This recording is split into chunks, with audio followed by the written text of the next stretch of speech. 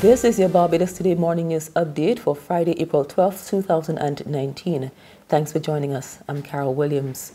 A major probe is underway at the Government Industrial School, the state-run facility housing delinquent juveniles. The investigation has been prompted by concerns over security and other matters that have remained unaddressed for some time. 2 teenage girls recently escaped from the Barbados St. Lucie branch of the correctional facility. Barbados Today has learned that board members are calling for swift and sweeping changes at the institution, including the removal of the principal. This follows a meeting Wednesday evening with Ministry of Home Affairs officials. Chairman of the facility, Reverend Dr. Joseph Johnny Tudor, is among those unhappy with the situation.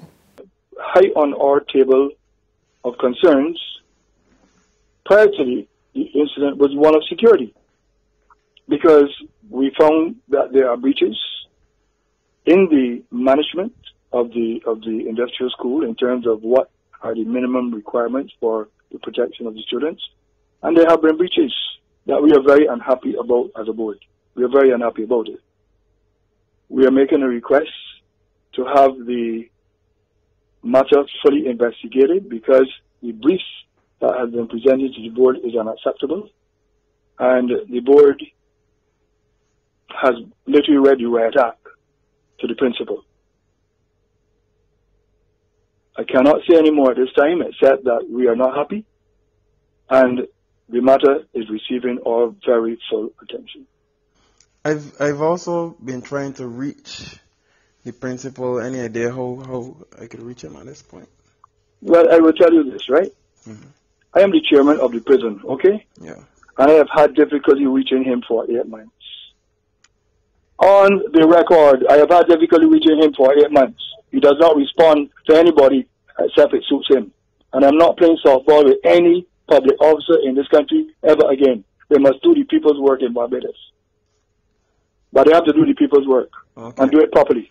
Some residents are looking at alternative transportation ahead of next Monday's hike in bus fares. They tell Barbados Today they'll be traveling with friends who have transportation to avoid paying more. The bus fare is moving from $2 to $3.50, and it appears that some people are resisting the discount program offered by the Transport Board, which could see commuters paying 50 cents less in some cases. Discount cards went on sale yesterday at the Fairchild Street bus terminal, but it appeared to be slow going. Here's what some residents had to say. I feel frustrated. I will not be taking the passes to get discount. The discount is not a big amount, it's a low amount, and for me, I will prefer to try to get rides with friends and family from point A to point B and limit having to take passes. These are laid back people. They're not going to go get them. So we've got to bring them for the thing, or you have a half a site to location. Chefette Restaurants won't be hiking its prices due to its changeover to environmentally friendly products. That assurance from Managing Director Ryan Halout, who tells Barbados Today that though packaging costs have gone up, the company will absorb the increases for as long as possible. We try to hold our prices as long as we can, so we have no plans to raise prices because of that right now. So we haven't raised prices because of the packaging cost of increase and so on. We just absorb that, and what we try to do is actually reduce the consumption of some of them. For example, forks. One policy we changed on March 25th is we used to provide forks in all our snack boxes, nuggets, etc. What we realized when we did a quiet survey or informal survey is many people say when they open the box they toss a fork. It's a plastic fork. So we said, okay, what we'll do is we'll just educate them a week to 2 weeks before that we're going to stop putting forks in your food. However, you can request a fork at no additional cost. And so far that's been working good. We've had a little resistance on social media, but like I said in my speech, it's like, who moved my cheese? With change, you're going to get a little resistance, but I think it's more understanding and educating, because we're not charging for the fork. So it's just for you to remember, yes, I do want a fork, or no, if I don't, then you don't have to say anything. Commercial banks in Barbados will now have to reveal any potential fees relating to its services or products upfront to customers. This with the coming into effect of a new code of banking practice, which will be implemented by all 5 commercial banks in operation here.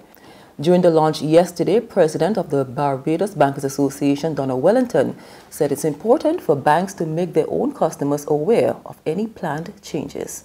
I would say that across the commercial space, in any sector or sphere, that there is not that level of granularity required from most places that offer services, products, fees, or anything.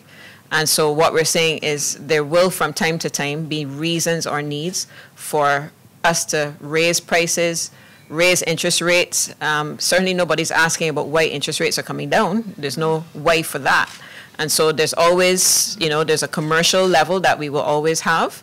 And it stands to reason that as business decisions are made, that we will change accordingly. The important thing is that we tell you, rather than have to explain in a granular way why certain things or why changes are being made. The president of the Congress of Trade Unions and Staff Associations of Barbados is demanding that the chairman of the Barbados Agricultural Management Company Limited be sacked.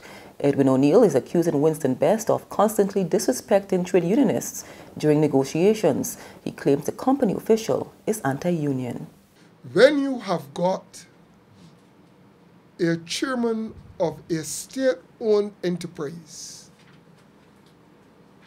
saying that he has no time to waste with a union and that he will just do what he has to do over and beyond the union's objections. Those labor pains are now threatening the survival of the social fabric. I do not understand why up to this point, Mr. Winston Best, having spoken those anti-union statements, is still a chairman of a board, a state-owned enterprise in this country of Barbados that has been built on the sacrifice, the contribution, the ingenuity, the fight, the struggles of the trade union movement. Attempts to reach a chairman for comment were unsuccessful. There's regional and international news after this short break.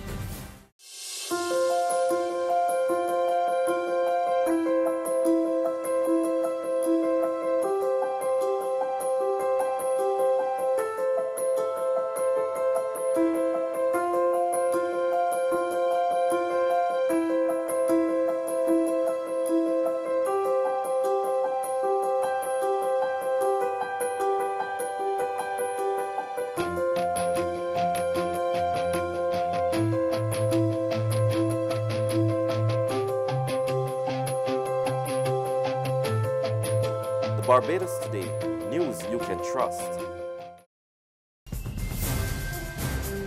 St. Lucia's opposition leader Philip Pierre has slammed the $1.5 billion EC dollar estimates of revenue and expenditure presented on Wednesday by Prime Minister and Minister of Finance Alan Chasney. The opposition leader says it's not inclusive and is devoid of a clear plan to improve the lives of St. Lucians. I have no hope in the estimates. I do not think that the estimates will change life in St. Lucia. I do not think that the estimates which will improve health care. I think the people of St. Lucia will continue to suffer because of inadequate health care. Because the health care that they receive is due to the government's not completing the St. Jude Hospital and not commissioning the OKEU Hospital. I think that the estimates will not improve the lives of the people of St. Lucia. I think the estimate will still see the increase in prices at the supermarkets. I think that this government is living in a world of illusion and in a world of make-believe. To Sudan now, where organizers of the months-long demonstrations that triggered the overthrow of the president have urged pro-democracy supporters to protest against a military takeover. They're renewing their demands for a civilian-led government, as we hear in this report from Reuters TV. He ruled Sudan with an iron fist and an autocratic style for 30 years.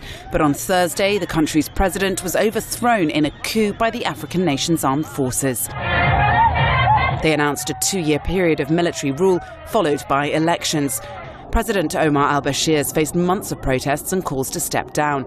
In a televised address, the country's defence minister said Bashir was under arrest in a safe place and that a military council was now running the country, adding that there would be a 3-month state of emergency, a nationwide ceasefire and the suspension of the constitution.